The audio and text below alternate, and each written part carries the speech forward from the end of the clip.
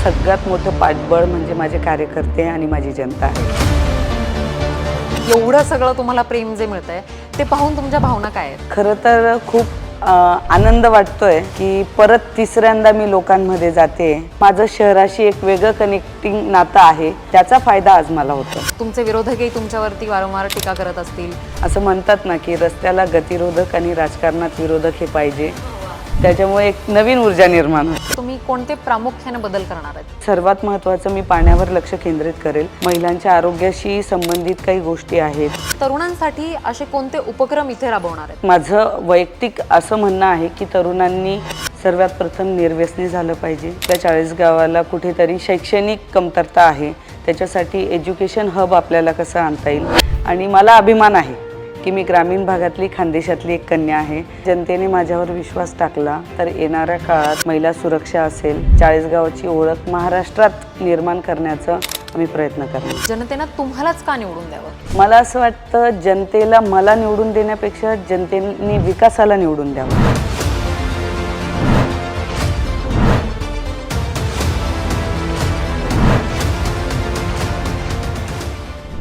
नमस्कार, मी पत्रकार किरण गीते।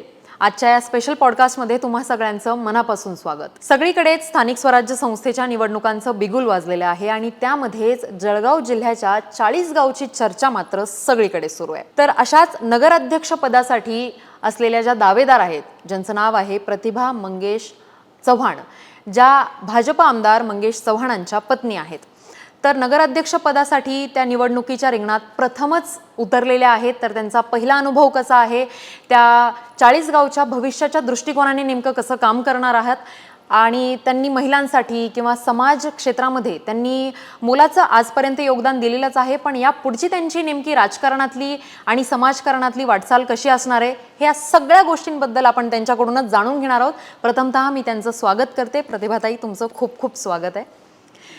प्रथम माझा असा प्रश्न असेल की कशी सुरू आहे तयारी तुमची एकंदरीत? खूप उत्साहात, जोमात आणि जोरदार अशी सुरुवात चालू आहे। नक्कीच।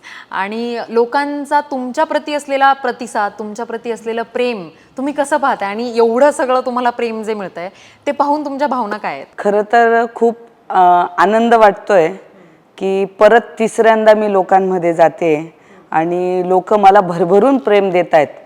हा अनुभव माझ्यासाठी खूप आनंदाचा आहे। लोक काय बोलतात तुम्ही जेव्हा प्रचार करायला जाता, तुम्ही जेव्हा तुमचं नाव घराघरापर्यंत, ते तर पोहोचलेलंच आहे, पण प्रत्यक्षात तुम्ही जेव्हा घराघरापर्यंत तुम्ही सांगताय की मी तुमच्यासाठी आहे आणि तुम्ही माझ्याकडे हक्काने पाहू शकता, मी तुमच्याच घरातला एक व्यक्ती आहे असं समजून तुम्ही माझ्याकडे मदत मागू शकता, मी तुमच्यासाठीच आहे, तुमच्या सेवेसाठीच आहे, तुम्ही जेव्हा हे बोलता समोर जाऊन, तर तेव्हा लोक काय म्हणतात, तुम्हाला कसा प्रतिसाद असतो? खूप छान। खरं तर 2019च्या विधानसभेच्या निवडणुकीच्या दरम्यान आमदार मंगेशदादा चव्हाण जेव्हा यांना भाजपाच्या तिकिटावर उमेदवारी मिळाली, त्यावेळेस मी पूर्ण तालुका पिंजलेला होता, पूर्ण तालुक्यात घराघरापर्यंत पोचली होती। आणि सगळ्यात मला सांगायला आवडेल की त्यावेळेस सर्वात जास्त वेळ मी आमच्या 40 गाव शहरात दिला होता, म्हणून माझं शहराशी एक वेगळं कनेक्टिंग नातं आहे आणि मी शहरातल्या प्रत्येक घरापर्यंत, घरातल्या प्रत्येक व्यक्तीपर्यंत पोहोचलेली आहे, त्याचा फायदा आज मला होतोय। ते पाहून लोकांना खूप आनंद वाटत असेल की दादांसाठी तर आता आपल्या वहिनी फिरलेल्याच आहेत, पण आता वहिनी स्वतः रिंगणात उतरतायत आणि आपल्यासाठी एक पदभार स्वीकारणार आहेत काही दिवसानंतर। तर ते अर्थातच तुमच्या जनतेला अभिमानाची गोष्ट असेल। पण बऱ्याच वेळा असं असतं की राजकारण जर पाहिलं तर तो एक विचार असतो, त्यामध्ये जबाबदारी असते। तर लोकशाही झाली, आपण लोकशाही असलेल्या देशामध्ये जगतोय, तर तुम्हाला असं वाटतं का की लोक जेव्हा मतदान करतील तेव्हा ते भावनेकडे न पाहता त्यांची जबाबदारी पार पाडतील, असं तुम्हाला वाटतं का? आजही आपण बघतो की आपला भारत देश हा एक नात्यांशी कनेक्टेड आहे, संवेदनांशी कनेक्टेड आहे। ज्या अर्थी मी तुम्हाला सांगितलं की मी प्रत्येक घरापर्यंत पोचली आहे, प्रत्येक घराच्या व्यक्तींपर्यंत पोचलेली आहे, तर कुठे ना कुठे आमचं नातं हे खूप जवळचं नातं झालेलं आहे, विश्वासाचं नातं झालेलं आहे। आणि राहिला निवडणुकीचा विषय, तर निवडणुकीत ह्या कुठेतरी भावनांपेक्षा विकासावर लोक लक्ष केंद्रित करतात। आणि मला खात्री आहे की मागील काळात आमदार मंगेशदादा चव्हाण यांनी जे विकास कामं केली आहे, विकास कामांसोबत आमचं लोकांशी आत्मीयतेचं नातं हे कनेक्टिंग झाल्यामुळे लोक मला त्या चांगल्या भावनेने बघतायत. म्हणजे मला जेवढं तुमच्या शिवनेरी फाउंडेशनबद्दल माहिती आहे की तुम्ही स्वतःकडे तुमच्या कोणतंही पद नसताना तुम्ही शिवनेरी फाउंडेशनच्या मदतीनं अनेक विकास कामं केलेली आहेत. तर यापूर्वी देखील तुम्ही अनेक कामं केलेली आहेत. तर यापुढची तुमची वाटचाल कशी असेल आणि यापूर्वी तुम्ही काय कामं केलेली आहेत? शिवनेरी फाउंडेशनच्या मार्फत मी पूर्ण तालुक्याभरात कामं केली आहे. पाण्याच्या संदर्भात आणि शेतातील बांधावरतील झाडं या संदर्भात मी सुरुवात केलेली होती. 10,000 वृक्षरोपण आमचं वर्षाचं टार्गेट होतं.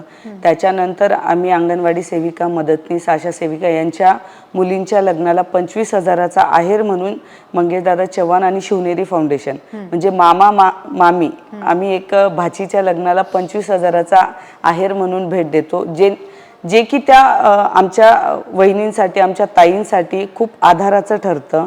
तसंच आम्ही अनेक तरुणांना रायगड वारीला नेतो, अनेक माता भगिनींना, वृद्धांना पंढरपूर जाऊन वारीचं दर्शन घडवतो, विठ्ठलाचं दर्शन घडवतो. आणि एवढंच नाही की शालेय विद्यार्थ्यांना शिष्यवृत्ती असेल, तरुण पोरांना रायगड वारीच्या निमित्तानं महाराजांचे विचारांचा आदर्श आम्ही त्यांच्यापर्यंत पोहोचवण्याचा प्रयत्न करतो. असे अनेक उपक्रम आम्ही शिवनेरी फाउंडेशन मार्फत घेत असतो. नक्कीच. आता तुम्ही विद्यार्थ्यांचा उल्लेख केला म्हणून मला लक्षात आलं, एक बस स्टँडवरचा व्हिडिओ होता आणि मुलं तुमच्या आजूबाजूला जमा झालेली होती. मी तो व्हिडिओ पाहिला होता. तर त्या व्हिडिओत मुलं तुम्हाला काहीतरी बोलताना दिसत आहेत आणि काही मुलं रडतायत सुद्धा. तर तो नेमका प्रसंग काय होता? आमच्याकडे एका वेळेस रस्ता रोको आंदोलन झालं होतं आणि आमच्या चाळीसगाव हा शिक्षणासाठी अनेक मुली, ग्रामीण भागातल्या मुली शिक्षणासाठी चाळीसगावला येतात. त्यावेळेस रस्ता रोको आंदोलन झाल्यामुळे मुलींना बसेस जाऊ देत नव्हते ग्रामीण भागात. त्यावेळेस अनेक ग्रामीण भागातल्या मुली सकाळी 6 वाजेपासून आलेल्या होत्या आणि 12 वाजेपर्यंत त्या बसस्टँडलाच होत्या. म्हणजे त्यांना जेवण आणि पाणी ही व्यवस्था नव्हती. त्यावेळेस जेव्हा मला कळालं की ग्रामीण भागातल्या मुली इथे अडकलेल्या आहेत, त्यावेळेस मी गेली. कारण मी स्वतः ग्रामीण भागातली असून माझं माहेर इथून 7 किलोमीटर डोन एक छोटंसं गाव आहे. मीही माझ्या लालपरीने अपडाऊन केलेलं आहे चाळीसगावमध्ये. त्यामुळे मी त्यांच्या भावना समजू शकते. ज्यावेळेस आपण म्हणतो ना की एखाद्या राजकीय व्यक्तींच्या एखाद्या निर्णयामुळे ग्रामीण भागातल्या मुलींना काय अडचणी होतात हे मी खूप जवळून बघितलेले. त्यावेळेस त्या मुलांच्या संवेदना जाणून मी त्यांना नाश्ता पाणी असेल आणि स्वतः मी माझ्या गाडीत त्यांना घरी पोचवण्याचं काम केलं. परत त्यांना वेगळ्या कोणत्या मार्गाने घरापर्यंत पोचवता येईल का सुखरूप अशी त्यांना सोय करून दिली होती. नक्कीच. तुम्ही जसं म्हटलात की तुम्ही सुद्धा लालपरीने प्रवास केलाय, तर आपण जर त्या अनुभवातून जेव्हा जातो तेव्हा आपण समोरच्याची अडचण जास्त जिवंतपणे समजू शकतो असं मला वैयक्तिकरित्या वाटतं.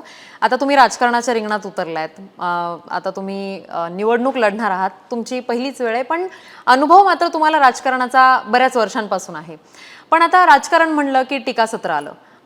तुमचे विरोधकही तुमच्यावरती वारंवार टीका करत असतील, तुमच्या कोणत्याही कार्याला आडफाट्या आणण्याचा प्रयत्न करत असतील, आपण जर म्हटलं ढोबळ भाषेत तर चालेल. तर तुम्ही याच्याकडे कसं बघता? एक आव्हान म्हणून बघता की त्यांच्या टीकांमुळे तुम्ही कुठेतरी नाराजीचं वातावरण असतं तुमच्या? नाही, नाराजी बिलकुल नाही. कारण माझं सगळ्यात मोठं पाठबळ म्हणजे माझे कार्यकर्ते आणि माझी जनता आहे. खरं तर तुम्ही जसं म्हटलं की राजकारण हे तुम्हाला नौखं आहे. 2019 नंतर आमदार मंगेशदादा चव्हाण हे जेव्हा चाळीसगाव तालुक्याचा पदभार सांभाळत होते, त्यावेळेस कुठे ना कुठे मी त्यांच्या या सर्व प्रक्रियेत सहभाग होते. त्यांचं काम मी खूप जवळून पाहिलं आहे. त्यामुळे राजकारणाचा खूप जवळचा मला अनुभव आहे आणि माझ्यासोबत सर्वसामान्य जनता, माझे कार्यकर्ते, माझी सर्व शिवनेरी फाउंडेशनची टीम सोबत आहे. त्यामुळे मला काम करायला आनंद मिळतो. आणि राहिला विरोधकांचा विषय, तर विरोधकांचं कामच असतं टीका करणं. त्याच्यामुळे आपण पॉझिटिव्हली घेतलं तर ते आपल्यासाठी फायद्याचं असेल. असं म्हणतात ना की रस्त्याला गतिरोधक आणि राजकारणात विरोधक हे पाहिजे. वा. त्याच्यामुळे एक नवीन ऊर्जा निर्माण होते. आणि आपण जर पाहिलं तर चाळीसगावच्या नगर परिषदेत गेल्या काही काळापासून फारसा बदल झालेला नाहीये. तुम्हाला जर नेतृत्व करण्याची संधी मिळाली तर तुम्ही कोणते प्रामुख्याने बदल करणार आहेत? नक्कीच. मी आता जवळपास मागील बऱ्याच दिवसापासून पूर्ण चाळीसगाव शहरातील सर्व प्रभाग फिरते. सर्वप्रथम मला तर असं जाणवतं आहे की आमच्या महिला भगिनींच्या खूप छोट्या छोट्या समस्या असतात. पाणी, गटार, आणि रस्ते. सगळ्यात महत्त्वाचं तर मी पाण्यावर बोलेल की माझ्या महिलेला पाण्याची गरज ही इतकी महत्त्वाची आहे की घरात जर पाणी नसेल तर आपण पुढचे कुठलेच कामं करू शकत नाही. त्यामुळे सर्वात महत्त्वाचं मी पाण्यावर लक्ष केंद्रित करेल आणि त्याच्यानंतर गटारी असतील, रस्ते असतील, लाईट असतील, महिलांच्या आरोग्याशी संबंधित काही गोष्टी आहेत, लहान मुलांचं विरंगुळा केंद्र असेल, वयोवृद्धांचं आपण म्हणतो ना की त्यांना नाना नानी पार्क असेल, अशा अनेक गोष्टींवर येणाऱ्या काळात मला काम करायचं आहे. नक्कीच तुमच्या मतदारसंघामध्ये अनेक महिला अनेक पुरुषही मी म्हटलं तरी वावगं ठरणार नाही, तुमच्याकडे महिला नेतृत्वाचं नवरूप म्हणून पाहिलं जातं. तर तुम्ही याच्याकडे कसं पाहता? तुमचे काय भावना आहेत या बाबतीत? खरं तर महिलांना आजही सिद्ध करावं लागतं, ही खरी मोठी शोकांतिका आहे. पण महिला या कोणाचं स्थान हिसकावून घेत नाही, तर त्या स्वतःचं स्थान निर्माण करतात. आणि महिला जसं कुटुंबाची जबाबदारी एकदम चोखपणे पार पाडतात. मला नाही वाटत की महिला कोणत्याही यंत्रणेत असतील, स्वतःचं स्थान सिद्ध करायला कमीपणा त्यांना वाटत असेल किंवा त्या कमी ठरतील. महिला सक्षम असतेच, कारण ती कुटुंबाची जबाबदारी पार पाडते. ज्या अर्थी ती कुटुंब सांभाळते त्या अर्थी तिला कोणतीही गोष्ट सांभाळणं अवघड नाही. एक महिला म्हणून तुम्हाला राजकारणात सगळ्यात मोठी अडचण कोणती वाटते? खरं तर आपण वारंवार म्हणतो की एखादी पुरुष जर यशस्वी झाला तर त्याचं वाक्य असतं की यशस्वी पुरुषामागे एका स्त्रीचा हात आहे. माझी खरी ताकद म्हणजे मंगेशदादा चव्हाण आहेत.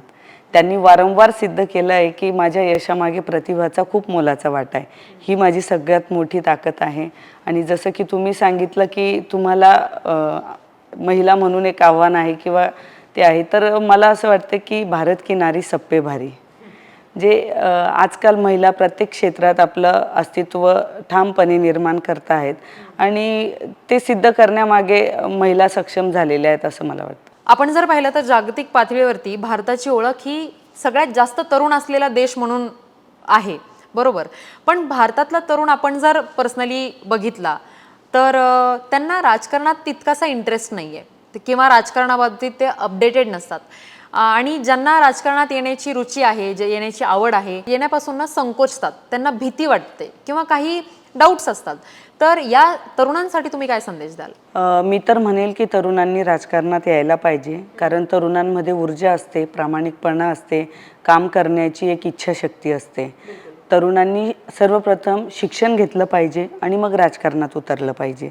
सगळ्यात महत्त्वाचं, तरुणांमध्ये एक निर्णय घेण्याची एक क्षमता ही खूप स्ट्रॉंग असते आणि तरुणांचे निर्णय हे समाजासाठी खूप लाभदायक ठरणारे असणार आहेत. त्यामुळे मी म्हणजे आवर्जून सांगेल की तरुणांनी शिक्षण पण करावं. विशेषतः राज्यशास्त्राचं शिक्षण घेऊन तरुणांनी राजकारणात उतरलं पाहिजे आणि येणाऱ्या आपल्या भविष्याचं, भावी पिढीचं खूप चांगलं त्याच्यात त्यांना मदत होणार आहे तरुणांच्या मार्फत राजकारणात. त्यामुळे तरुणांनी राजकारणात आलं पाहिजे. नक्कीच. आणि तुम्हाला नेतृत्व करण्याची संधी तुमच्या मतदारसंघातील नागरिकांनी जर दिली तर तुम्ही तरुणांसाठी असे कोणते उपक्रम इथे राबवणार आहेत? माझं वैयक्तिक असं म्हणणं आहे की तरुणांनी सर्वात प्रथम निर्व्यसनी झालं पाहिजे. त्याच्यासाठी तरुणांसाठी जे काही शिबिर घेता येतील, जे काही व्याख्यानं मला इथे आणता येतील ते मी आणण्याचा प्रयत्न करेल. एज्युकेशन हब एक आमदार मंगेशदादा चव्हाण आणि आमचं नेहमी चर्चा होते की आपल्या चाळीसगावाला कुठेतरी शैक्षणिक कमतरता आहे, त्याच्यासाठी एज्युकेशन हब आपल्याला कसं आणता येईल, तरुणांसाठी योग्य मार्गदर्शक केंद्र असतील ते उभारण्याचा आमचा प्रयत्न असणार आहे. तरुणांना ज्या आपण बघितलं की मागील काळात अनेक तरुणांना, हजारो तरुणांना आम्ही रायगडवारी घडवली आहे. म्हणजे जवळजवळ दरवर्षी, आता मागच्या वर्षी आम्ही 3000 तरुणांना रायगडवारीला नेलं होतं. एकच इच्छा मानस आमचा असा असतो त्याच्या मागचा की तरुणांनी छत्रपती शिवाजी महाराजांचे विचार आचरणात आणले पाहिजे, निर्व्यसनी राहिलं पाहिजे आणि आदर्श समाज घडवण्याच्या मागे त्यांचाही कुठंतरी हातभार लागला पाहिजे. या हेतूने आम्ही अनेक तरुणांना रायगडवारी घडवतो. अगदीच. आपण जर पाहिलं तर प्रत्येक महिलेसाठी आपल्या माहेरसाठी एक वेगळी भावना असते आणि सासरसाठी एक वेगळी भावना असते. पण तुमचं योगायोगाने चाळीसगाव तालुकाच माहेर पण आहे आणि सासर पण आहे. तर दोन्हींची भावनामध्ये जो सुवर्णमध्ये आहे तो तुम्ही कसा साधता? खरं तर हा खूप छान प्रश्न आहे. माझं सासर आणि माहेर इथून 7 किलोमीटर डोन छोटंसं खेडेगाव आहे, ते माझं माहेर आहे. इथून 7 किलोमीटर हिंगोणे ते माझं सासर आहे. आणि ग्रामीण भागातली मुलगी आहे, सर्वसामान्य कुटुंबातली मुलगी आहे, एका शेतकरी परिवारातली मी पोरगी आहे. आणि खरं तर मी खानदेश कन्या म्हणून सगळ्यांना माझी ओळख सांगत असते आणि मला अभिमान आहे की मी ग्रामीण भागातली खानदेशातली एक कन्या आहे. आणि आपण बघतो की 40 गावात आजही 40-50% लोक हे ग्रामीण भागातले रहिवासी आहेत, जे स्थलांतर करून शहरात आलेले आहेत. एक वेगळं नातं आहे, खूप सुंदर नातं आहे. मी ह्या सगळ्या लोकांना मी माझाच परिवार समजते. आता तुम्ही खानदेशचा उल्लेख केला म्हणून लक्षात आलं, आपण पाहिलं तर अहिराणी ही खानदेशाची बोलीभाषा आहे आणि त्या भाषेला बहिणाबाई चौधरींचा एवढा मोठा वारसा लागलेला आहे आणि त्याची ओळख पूर्ण देशभरात आहे. तर त्याच अहिराणी भाषेमध्ये तुमच्या जनतेसाठी तुम्ही काय मेसेज द्याल? सर्वांसले मना नमस्कार. खरं तर आज तुम्ही पोरगी तुम्हाकडे एक विनंती करस. आपला 40 गावना लाडका आमदार मंगेशदादा चव्हाण यसले तुम्ही भरभरीसन आशीर्वाद देणार, तुम्ही सगळाजण त्यासना पाठीशी राहणार. पण आता भारतीय जनता पार्टीनी आणि पक्षाने मनावर पण उमेदवारी दिले, मालेही नगराध्यक्ष पदसाठी त्यासनी संधी दिले आणि आपला 40 गाव तालुकामधला ज्या 36 उमेदवार आहेत त्यासना पाठीशी तुम्ही भक्कम उभा राहाल अशी मला एक खात्रीचं 100% आहे. पण विश्वास पण आहे की तुम्ही आम्हाला सगळ्यांना पाठीमागे खंबीरपणे उभे राहाल. पण आता तुम्ही राजकारणाच्या रिंगणात उतरलायत, पहिल्यांदाच उतरलायत, मी जसा पहिल्यांदा उल्लेख केला सुरुवातीलाच मुलाखतीच्या. आता तुम्ही नगराध्यक्ष पदाच्या निवडणुकीत उतरलेले आहात, तर तुम्हाला नगराध्यक्ष व्हायचंय 40 गावचं हे आधीपासूनच ठरलेलं होतं? तुम्ही आधीपासूनच तयारी सुरू केली होती का? नाही, असं अजिबात नाही आहे. मी सातत्याने आमदार मंगेशदादा चव्हाण यांच्यासोबत गेल्या 7 वर्षापासून भारतीय जनता पार्टी या पक्षामध्ये काम करते आणि मला विश्वास होता की भारतीय जनता पार्टीचे सर्व कार्यकर्ते हे खूप मेहनत घेतात, काम करतात आणि हे नेतृत्व आमच्या 40 गावला जे आमदार मंगेशदादा चव्हाण यांच्या माध्यमातून लाभलेलं आहे. त्यांनी कार्यकर्ता खूप जपून ठेवलेला आहे आणि भारतीय जनता पार्टीचं काम करत असताना कुठेतरी पक्ष आपल्याकडे लक्ष देऊ नसतो याचीही आम्हाला भान होती. आणि आम्ही गेल्या अनेक वर्षापासून पार्टीचं काम बघतो आहे. सर्वसामान्य कार्यकर्त्याला पार्टी संधी देते आणि काम करणाऱ्या कार्यकर्त्यामागे निश्चित भारतीय जनता पार्टी ही उभी राहते. याच अनुषंगाने कुठेतरी कार्यकर्त्यांमधून आमच्या कामाची दखल घेतली गेली आणि ही दखल पार्टीपर्यंत गेली आणि पक्षाने आमच्या लाडके नेतृत्व देवेंद्रजी फडणवीस असतील, मुख्यमंत्री आमचे प्रदेश अध्यक्ष रवींद्रजी चव्हाण असतील आणि आमचे मार्गदर्शक गिरीश भाऊ महाजन असतील, यांनी आज जी मला ही संधी दिली आहे, खरोखर त्यांचेही मी मनापासून आभार मानते. नक्कीच. मग कार्यकर्त्यांची इच्छा अशी होती का की तुम्ही नेतृत्व करण्याची? नक्की. ज्यावेळेस स्थानिक स्वराज्य संस्थेची नगरपालिकेची निवडणूक लागली त्यावेळेस भारतीय जनता पार्टीच्या कोणत्याही उमेदवारासाठी आम्ही एकदम ठामपणे लढणार ही आमची सर्व कार्यकर्त्यांची भूमिका होती.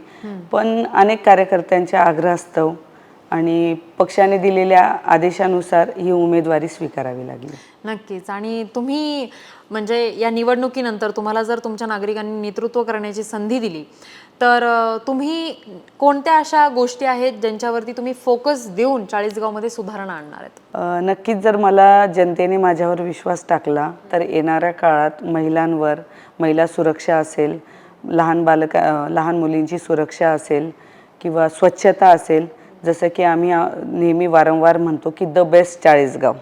आमचं 40 गाव महाराष्ट्रात, 40 गावाची ओळख महाराष्ट्रात निर्माण करण्याचा आम्ही प्रयत्न करणार. नक्कीच. आणि जाता जाता एक शेवटचा प्रश्न, तुम्हाला काय वाटतं जनतेनं तुम्हालाच का निवडून द्यावं? मला असं वाटतं जनतेला मला निवडून देण्यापेक्षा जनतेने विकासाला निवडून द्यावं, जनतेने कामाला निवडून द्यावं, जनतेने आपल्या माणसाला निवडून द्यावं असं मला वाटतं. चालेल. तुम्हाला आमच्या पूर्ण टीमकडून तुमच्या येणाऱ्या निवडणुकीसाठी खूप खूप सदिच्छा.